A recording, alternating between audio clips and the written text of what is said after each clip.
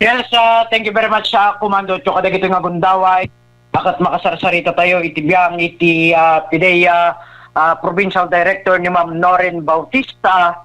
Ma'am, bago po tayo pumunta sa mga activities natin ngayon sa PIDEA po, ang pinakamainit na issue ngayon sa province ng Ilocos. Ma'am, itong dalawa po, yung una po sa Narbacana, yung nakita po na namatay at ngayon dito sa Vigan City.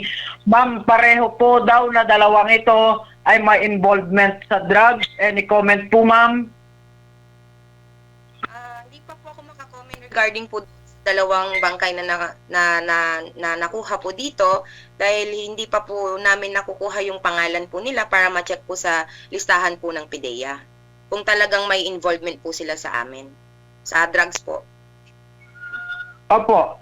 Ma'am, sa pag-monitor natin ngayon, kumusta naman po? May mga activity na po ba kayo ginagawa para po malaman, ma'am? O di kaya ma-underground natin itong mga tao na to, ma'am? Yes po, may cooperation na po kami at coordination na po sa kapulisan po. Ma'am, kasama ko si Komando Cho, si Rexon Pinera about dito din po sa pinakamainit na issue natin ngayon. Komando Cho, Tagalog po si Ma'am. Yung mga gusto mo pang malaman dito po sa investigasyon ngayon dito sa namatay. Kung di ako nagkakamali, Komando Cho, nakapag-usap na din kayo ng COP ng Vigan City about dito po, Komando Cho. Kala ko tuloy-tuloy muna kasi Tagalog. Ma'am, oo. Bata pa kayo, ma'am, kaibigan namin anong pangalan ni si ma'am yung pinalitan niyo po? Opo, si Annabel po. Si Ma'am Annabel. Siya din ang ini-interview namin.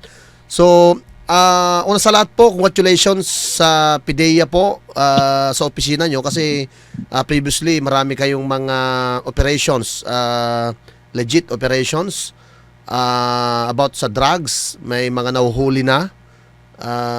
Ma'am, ano sa tingin nyo po yung status ng drugs dito sa probinsya natin sa Ilocos Sur? Bumabalik na ba yung mga dating nagkawatak-watak dahil sa parang sinasabi nila hindi kagaya ng dating administrasyon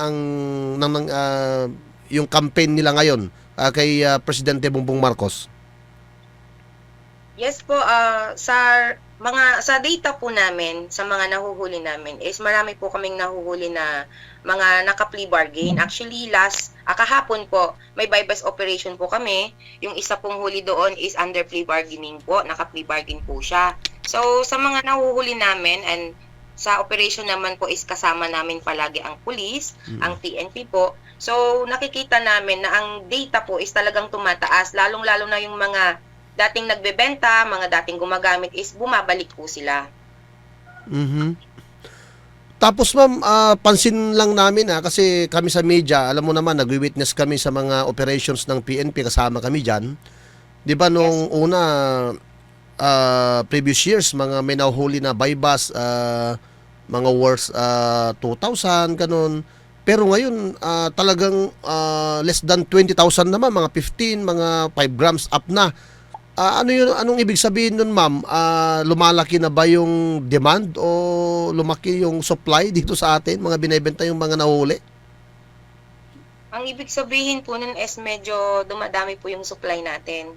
So, yung supply dito sa Ilocos Sur medyo tumaas siya. And then, kasi kung tama nga po yung pansin ninyo, last year, hindi po ganun kataas yung nahuhuli. But this year, marami po tayong mga operation na more than 50 grams above po. Kaya yun po yung isang binabantayan namin, lalong-lalo na yung mga entry point po ng illegal drugs dito, yung sa dagat po, and then sa sa mga parcel, kasi mostly po pwede po doon po nila pinapadala yung mga items po. Oo daw yung mga parcel na daw pinapadala yung ibang drugs. So, identified naman ata yung mga nagde-deliver ng mga parcel. Anong meron ba kayong niisip, ma'am, na gagawin? Baka pwede naman na amuyin ng K9 yung mga parcel bago i-deliver, ma'am, sa mga bodega nila. Yes po, ginagawa naman po yan. Okay. Meron po tayong mga K9 sweeping po sa mga bus terminals. Wow, and very then sa good. mga sa JNT, sa LBC po. So, ginagawa po natin yon yung K9 sweeping po dito sa province. Oh, very good, ma'am. Talagang ginagawa nyo na pala yun, ma'am. Yes. Okay. Sa tingin nyo po, ma'am, maraming dumami na ulit yung mga tinitignan ninyo na mga drug personalities dito sa probinsya? Medyo dumadami po kasi mayroon din po kaming mga na-identify na mga bagong personality. And then, yun po, minonitor po namin yung mga pangalan po ng mga dating PWOODs natin, dating mga nakalista na nakalagay sa suspense file. Marami po kaming mga inelevate po namin sa watch list hanggang sa target list. So, yun yung na-monitor namin with Ilocos Sur Police Provincial Office. Sa bagay, meron ata kayong ginagawa na nagpapadrug test yung mga drug surrenderers, ma'am? Meron bang ganun programa nyo? Yes po, kasi po ang ating mga cleared barangays, cleared municipalities, mayroon po silang monitoring yearly. So yearly po, nagkakaroon po ng drug test sa mga surrenderies, sa mga PWOODs. And then doon sa mga nakalista naman po, meron din po tayong kinakandak na monthly intelligence workshop together with other law enforcement agencies.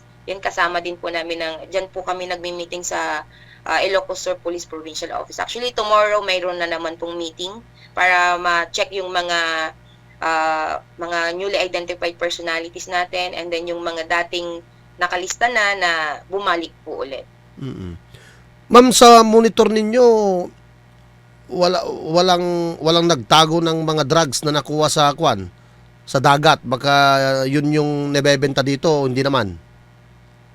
Sa monitor naman po namin, wala naman po sa ngayon dahil kung mayroon man pong nagtago, hindi pa po naman nila yan ilalabas sa ngayon. But nagmo-monitor po kami ng PNP kasi kung marami pong shabu na nandito sa atin at kung nagmura sobra po yung mga malalaman po namin yan dahil mayroon po naman po kaming mga asset po na nandyan po sa mga lugar kung saan nakuha yung mga floating shabu po. Oo.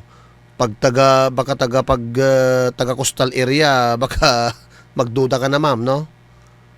Yes po. Okay. Ma'am, halimbawa pag about sa ma'am, cleared barangay at cleared municipality. Pag yung isang bayan may operation sa drugs, cleared municipality na, anong mangyayari, ma'am? Back to zero ba o ano? Hindi naman po magba-back to zero po yung na-cleared na municipality or barangay. Dahil ang importante po doon is na-monitor po na mayroon pong nagbebenta doon sa munisipyo nila or sa barangay nila. Magba-back to zero po sila kapag hindi po nila nagawa yung mga, halimbawa po kasi sa monitoring po natin, sa validation po natin ng barangay, yearly po kasing binavalidate yung mga personalities nila. So, kapag ka-validate po namin, and then mayroon pong nakitang mga newly identified personality, binibigyan po sila ng 30 days para po bigyan ng intervention yung mga PWOODs or kung pusher po, pulihin po yung nakita doon. Ngayon, kung hindi po nila yun nagawa within 30 days, mare-revoke po yung pagiging cleared barangay or cleared municipality. Ngayon po, doon sa sinabi nyo kanina na kung may mahuli doon sa cleared barangay or cleared municipality, hindi naman po iyon makakaapekto doon sa status po ng barangay at ng munisipyo. Oo, okay. Kala ko magbaback to zero, sayang yung effort ng mga barangay officials, ma'am, pag ganun. Oo. Okay. Ma'am, sa mga nahuhuli, I mean, nakita namin sa police blotter, may mga nagbo-volunteer nag-surrender sila sa PNP. Parang sinasabi na ako drug personality, nag-drugs ako, ganun. Wala bang kaso na harapin nila pag ganun? Pag nag-volunteer sila na admit nila na sila ay drug personality, ganun? Wala naman pong maikakaso sa kanila dahil nag-surrender po sila. Halimbawa po yung mga PWODs na mga dating gumagamit. So, hindi po sila makakasuhan kapag nag-surrender sila dahil makakasuhan lang naman natin yung isang tao ng paggamit kung akto po natin sila na nahuli na gumagamit ng illegal na droga. So kapag nag-surrender po sila, mas maganda nga po yun dahil sa sarili po nila mismo is gusto nila na matanggal yung pangalan nila sa listahan. Oo. Opo. Pero hindi ibig sabihin na okay na yon. Pero, I'm sure imomonitor nyo sila, ma'am, di ba? Yes po, hindi po ibig sabihin na nag-surrender po sila at nabigyan na po sila ng intervention, yung tinatawag natin na Community-Based Drug Rehabilitation Program, kung tapos na sila doon, or kung pusher naman, na tapos na niya yung 3 months na balay silangan program natin, hindi po ibig sabihin nun is cleared na sila. Yearly din, monthly ang monitoring din sa kanila, yearly imi-monitor po sila, and then bababa lang po yung pangalan nila sa suspense file. Kasi sila po ay buhay pa at maaari pa pong bumalik sa pagbebenta or paggamit ng illegal na droga. Kaya ganun po yung ginagawa namin monitoring sa mga drug personalities natin. Kagaya ng nasabi ko po kanina, yung mga ibang personality na nandoon na sa suspense file, inelevate po ulit namin sa watch list hanggang sa napunta po ng target list dahil involved na naman po ulit sila sa illegal na droga. Oh, okay. Kaya pala may target list, sabi niyo, ma'am, no? Sa record. Okay. Ma'am, alam natin mataas yung inflation ngayon sa bansa natin. Yung drugs ba, tumaas din ang price? Sa ngayon po, hindi same pa rin po yung price. But malalaman po natin yan na kapag kasi madaming supply ng drugs is mababa yung presyo.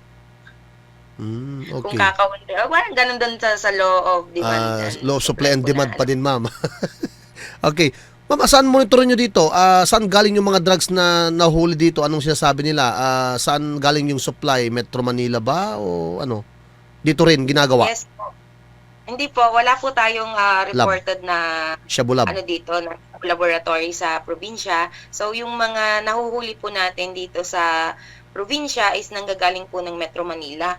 Yung mga personality po natin dito, yung iba po bumabiyahe po talaga ng Manila para mag-angkat po ng kanilang ibebenta. Kasi pag doon po sila bumili at bumili sila ng malaking halaga, limbawa 100 grams ng shabu, mas mura po doon. Hindi naman po galing sa Kwanyon, sa Quiapo, kina Ramon at mga Red Phoenix yung mga binebenta dito? Hindi naman po, sir. May iba-iba kasi pong ano dyan sa Metro Manila na pinanggagalingan, mayroong tundo, ganyan. Kaya, ano. Oo, pinapatawa lang kita, mama, kasi pero nakarelate ka, nanonood ka din, mama. Okay. So, sinasabi kasi, ma'am, na anong reaksyon nyo dito, ma'am? Sinasabi kasi na ay wala nang pumapatay sa mga drug personality, medyo hindi na ganong kahigpit ang kampanya ng drugs ngayon kay Apo Marcos kasi iba yung strategy niya. Anong reaksyon nyo dun, ma'am? Kasi ako naman, nakikita ko yung mga report na mga operations ng PNP. So, ibig sabihin, aggressive pa din mga PNP at kayo sa PDEA nga nanghuhuli sa mga nakikita nyong may involved dito, ma'am, di ba? Yes. Ano po kasi, magkaiba po nga talaga yung yung strategy ng Pangulong Duterte at ng ating Pangulong Bongbong Marcos po sa ngayon. Sa data po na nakita namin during the first mayroon po kasi kaming nile-lecture na yun sa Bagong Pilipinas. So pinapakita namin doon yung first 18 months po ng pamamahala ng Pangulong Duterte saka ni Pangulong Bongbong Marcos. Sa time ni Pangulong Duterte, marami pong namatay, marami din pong nahuli. But dito po sa time ng ating Pangulo, although hindi 95% po talaga na buhay, halos yung mga nahuhuli. Tumaas po ang mga nahuli natin na mga high value target, mga high impact operations. Tumaas din po ang ating mga seizure ng drugs. So, magkaiba yung kanilang approach. Medyo madugo yung madugo po yung kay Pangulong Duterte, pero kay Pangulong Bongbong Marcos is holistic yung approach niya, yung more on intervention, So, binibigyan talaga sila ng second chance na magbago. Dahil, syempre, tayo pong lahat naman ay nagkakamali. So, may ano naman po tayo na sana mabigyan din tayo ng pangalawang pagkakataon para magbagong buhay. So, Oo. yun yung nakikita ko. Okay naman po yung approach ng Approach. ating Pangulo. Dahil kailangan naman po talaga nating sumunod dahil siya po ang ating Pangulo ngayon. Mm. Di ba bidang tawag ba? Buhay ingatan, drogay ayawan. Bida. Yes. Oo. Yes po, yun yung ano po ng DILG, and then yung kampanya ng ng Pangulo, yung Bagong Pilipinas, nakaano po talaga siya. More on intervention siya sa ating mga PWOODs and then nung mga pushers natin. Kaya marami rin pong mga gumagraduate, yung mga reformists natin na naipapasok sa Balay Silangan. Ma'am, matagal na kayo I think sa serbisyo, taga-PDEA kayo, mga kabisado nyo. Ano kayo yung nakikita yung reason kung bakit, halimbawa ako, nahuli ako, nabaybas ako, pero may chance ako na nakalabas ulit. Nakulong ako ng ilang taon. Tapos lumabas ako, bumalik ulit ako. Ano kaya yung reason, ma'am? Bakit nakulong na sila, nahuli na sila? Bakit pa kaya bumabalik, ma'am? Hindi nila naisip yung hirap ng makulong? O mahuli? Kasi opo, meron po talagang ganyan na try na po nilang nakulong, ganyan. Halimbawa sa pagbebenta ng illegal na droga, nakulong na sila, then paglabas, bumalik po ulit. Kasi hindi, siguro sa tingin ko, hindi po sila nakakakuha ng maayos na trabaho. Dahil yung iba po kasi na mga kababayan natin, ang gusto po nila is easy money talaga. Oo. So yun, easy money po kasi ang pagbebenta ng illegal na droga at malaki po ang kita doon. And ang ano po nila is, yun, siguro sa katamaran din po nila na maghanap ng maayos na trabaho. Although sa mga programa po naman ng gobyerno, may mga binibigay naman po ng mga livelihood programs sa ating mga reformists. So, sa tingin ko, namimili sila ng trabaho. Ayaw nila yung ganun kasi yung halimbawa ang binibigay kasi din dito is yung iba nagbibigay ng pera, yung iba nagbibigay ng kambing or baboy, ganyan. Yun yung isang nakikita ko. Hindi sila nakakakuha ng maayos na trabaho dahil siguro walang Mas madaling pagkitaan yun. yung napag-aaralan nila, yung nakikita yung nila, yung record nila. Okay. Tapos siguro yung pagbebenta ng droga parang less effort sila, tapos mas malaki yung kita doon pag nakabenta. Yes. So pero hindi sila kaya takot na ichocho yung mga binebentahan nila o kasi may mga asset din kayo sa mga barangay, baka mabuking kasi kilala akong drug nagbebenta ako tapos babalik ulit ako, baka isusumbong ulit ako. Walang ganun, ma'am, no? Opo, ito nga pong yung huli nga namin kahapon, actually plea bargainer nga siya, nakausap ko na nga siya nung nakaraang buwan dahil nga na-report ulit siya na pinag-drug test po sila ng Parole and Probation Office, nag-positive. So, tinawag ako ni Ma'am Lori Lee para magbigay ng message sa kanila, kausapin sila, but wala bumalik pa rin siya sa pagbebenta. So, siya, STL collector siya. But siguro para sa kanya, kulang yung kanyang kinikita or para din makalibre siya ng gamit kasi user din kasi siya So, yun yung nakikita kong hindi sila nakokontento sa trabaho na binibigay ng gobyerno at sa mga tulong na binibigay po sa kanila.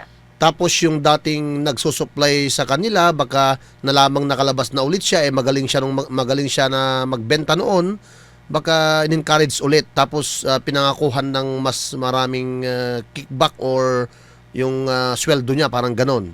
Pwede rin ganon, ma'am, no? Yes. Pwede rin po. Okay. Ma'am, pag gumamit ako ng shabu ngayon, ilang buwan bago maalis yung shabu sa katawan ko? Kung ngayon lang po, isang beses lang po kayo gumamit, hindi naman po siya magtatagal sa katawan natin. As per Okay. experience po dahil hindi naman po ako nurse or doctor. Mm-mm. But yung regular mga occasional user,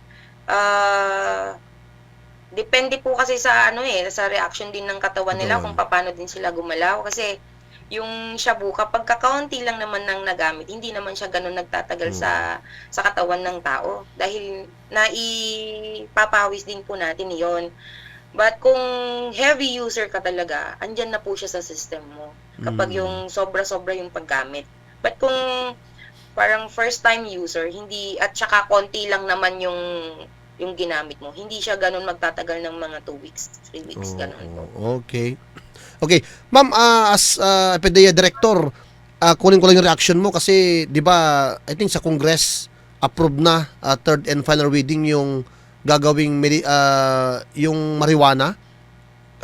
Parang gagawing medical use gaya ng ibang bansa. Favor po kayo dito, ma'am? Pabor po kayo dito? Para sa akin po, favor naman ako. Kasi as long as ano naman yan meron naman pong mga kailangang dokumento, mga papel para makabili ka, hindi ka rin naman basta-basta makakabili or hindi basta-basta na pwedeng magkaroon ka ng marijuana na in your possession. So okay lang po 'yun para sa akin, okay lang siya para matulungan din po natin yung mga kababayan natin na may sakit na ang lunas na makakatulong sa kanilang panggaling yung marijuana. So para sa akin okay lang siya. But sa amin naman na sa mga aming mga law enforcer is paitingin din naman namin yung pag-monitor sa mga bibili ng marijuana. Oo. Kasi titignan natin kung talagang gagamitin ba ito for medical use or gagamitin for personal use na ano. Kaya but okay po sa akin 'yon. Kasi baka mamaya kulang yung education campaign, yung mga tao baka ang pagkaintindi okay na ang marijuana sa bansa natin, baka may magtanim tapos nahuli, sabihin niya may sakit kasi ako, ito ang gamot daw. Di ba, ma'am? Baka ganun mangyayari baka maabuso Oo. Sa mga lectures naman din po namin, kasi madami naman po kaming lectures na ginagawa dito sa province. Binabanggit din naman po namin 'yan na yung sa medical use ng marijuana and then yung sa pagtatanim na kahit iisa lang na tanim yan, na isang puno man lang yan ng marijuana is may karampatang parusa pa rin po yun kapag ka nahuli na mayroon po silang tanim ng marijuana at kung mayroon man silang in their possession ng yung dried marijuana leaves or nung oil. Oo. Okay. Ma'am, maraming salamat, ma'am. Ipapasa ko lang kay Comando Baentres, baka may tanong pa siya. Comando Baentres? Yes, Comando Cho. Ma'am Noreen, pagkatapos po ng cremation o yung sa pagsira sa mga drug na na-recover sa mga karagatan natin, may mga reported pa po ba sa inyo, ma'am, dito sa Ilocos Sur? Parang mayroon po akong naalala na may isa pang nakuha. So, ang ginawa na lang po doon is dinurn over na po sa PDEA, pati sa ibang sa ibang probinsya din meron din pong nakuha sa Ilocos Norte and then sa Pangasinan.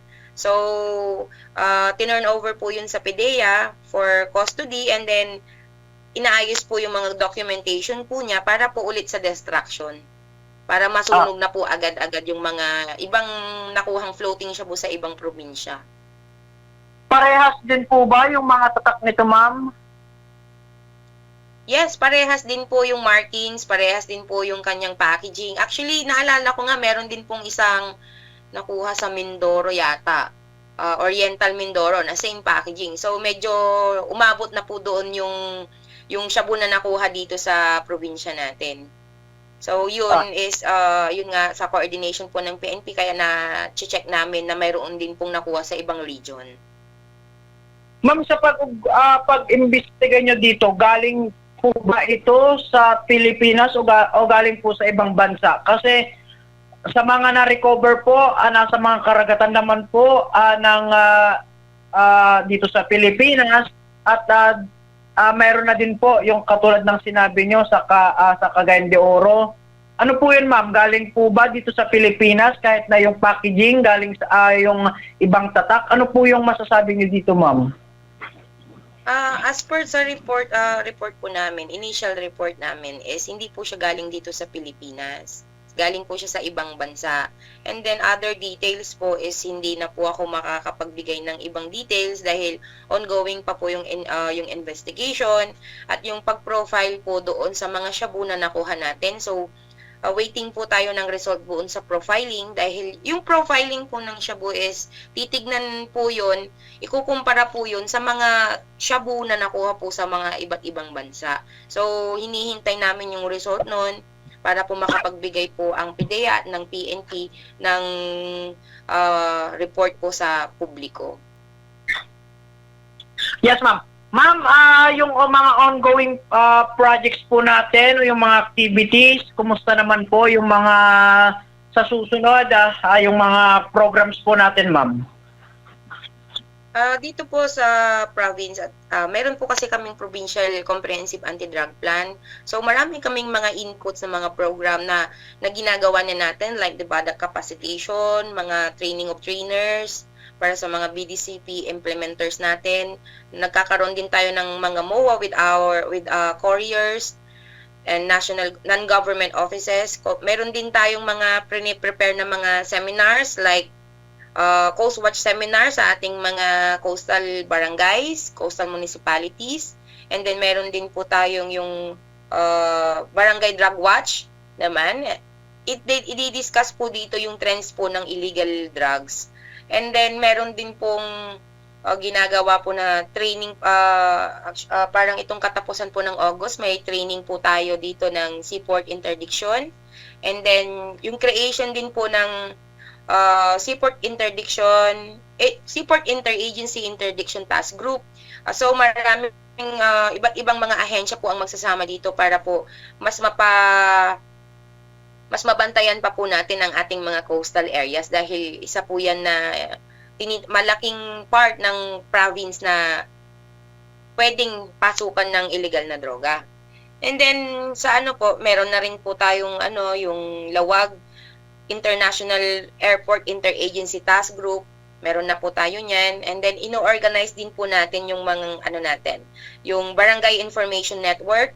And then, meron din pong tayong yearly na ginagawa po na seminar, Legal Education for Law Enforcers. Tapos na po tayo dito sa Ilocos Sur ngayong taon. And then, meron din po tayong ginagawa, pati po ang ating mga jail facilities, ang ating mga BJMP is tinitignan din po natin sila. So, halos lahat na ng jail dito sa probinsya is cleared na, drug cleared jail facility na. And then, yung training po and accreditation po ng mga physicians natin, yung mga city health officers and municipal health officers. So, kapag nagawa po lahat ng ito, yung mga programa natin sa barangay drug clearing, yung supply reduction, maigting naman po ang supply reduction natin at ng kapulisan. And then, ang demand reduction po natin is tuloy-tuloy po ang pagli-lectures natin, yung mga BIDA programs, symposiums, lectures, sa mga barangays. And then, meron din po tayong Balay Silangan Reformation Program para sa mga pushers. And then, yung Community-Based Drug Rehabilitation Program para sa mga natin, sa mga PWOODs. And then, yung Sibayda training natin. And then, yung participation po ng Regional Oversight Committee on Barangay Drug Clearing. Kapag ito po, tuloy-tuloy po natin na nagagawa yun, is ang resulta po is makakamit po natin yung pagiging drug cleared po ng probinsya. And then lahat ng mga programa natin is masusustain natin. So maganda po yung plano na sinusundan namin. Kaya po kahit papaano hindi po ganun lumalala yung ating problema sa illegal na droga dito sa probinsya. Yes po, ma'am. Ma'am, mensahe niyo po sa mga bumabalik sa mga illegal na aktibidad, sa mga gusto pa na maranasan ang buhay maging tagapagsuway sa mga tupad natin na batas. Ma'am, anong pong gusto niyong iparating sa kanila, ma'am? Ang mensahe ko po sa mga kababayan natin na nasubukan ng makulong, nasubukan ng gumamit ng droga, sana po wag nyo na pong balikan yung buhay nyo na ganon dahil masama po yun at saka maaari na naman po kayong makulong or worse, kung baka mangyari din po sa inyo yung mga nangyari sa mga personality, yung mga bangkay na nakuha na hindi naman natin alam kung kung sino ang pumatay sa kanila. So, I hope na wag na silang bumalik. Tumulong na lang po sila sa programa ng gobyerno para masok po yung illegal na droga. And then, sa mga kababayan din naman natin, kung nakikita din ninyo na po na yung mga kasama nyo sa bahay, mga kaibigan nyo, katrabaho nyo, is nakita nyo na po na gumagamit, nagbebenta ng illegal na droga, wag nyo na po silang itolerate. I-report nyo na po sila sa amin, sa kapulisan, para po mas matulungan po natin sila. Dahil kung hindi naman po ninyo sila i-report, lalo po silang lalala. At magkakaroon pa, lalong lalaki yung problema natin dahil mostly sa mga krimen na nangyayari dito is halos lahat is drug-related cases. Ma'am, thank you so much po sa oras ninyo po sa pagbibigay ng magandang impormasyon dito po sa istasyon natin.